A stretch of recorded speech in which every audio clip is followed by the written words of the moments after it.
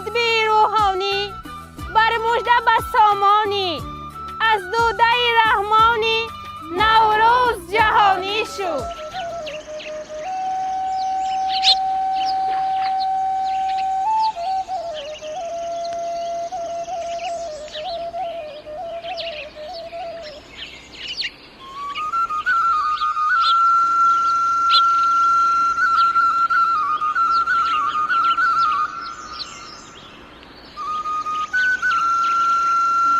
بهار آمد، بیا در پای دل گلها برافشانیم، به نام عزت جان آفرین شکرانه برخوانیم، غزل خوانیم در صوت و نوای بزم بارانی که تاجیک زاده ملک بهشتی از هزارانیم.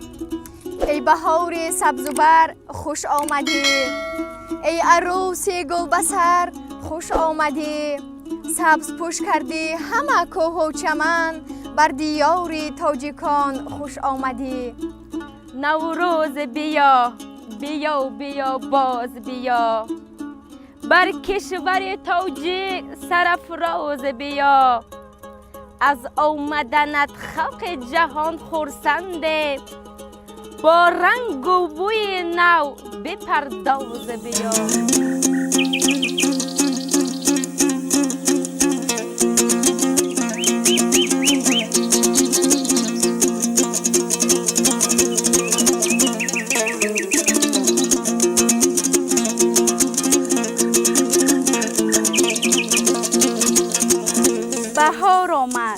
بهار آمد که من شیدا بگردم، چو ماهی در لب دریا بگردم، پلنگ در کوه و آهو در بیابان، همه جفتند و من تنها بگردم.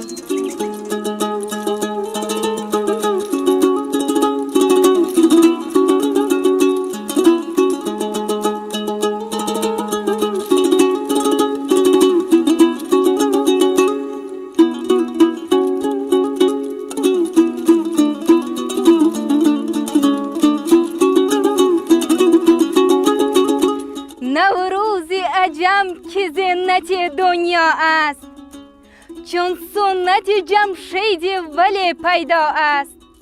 شادم به خدا که جشن بابای ما، در عالم معرفت فلک پیدا است.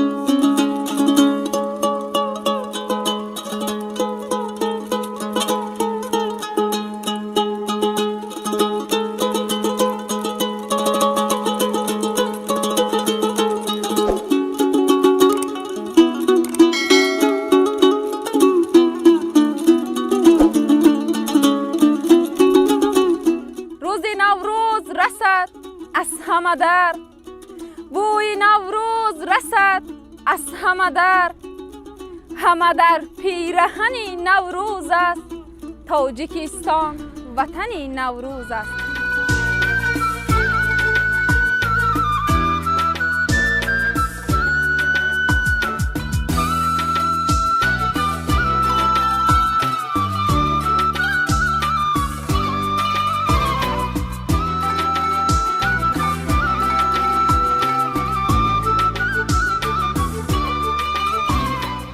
ای دختران زیبا نوروزتان مبارک، ای عاشقان شیدا نوروزتان مبارک.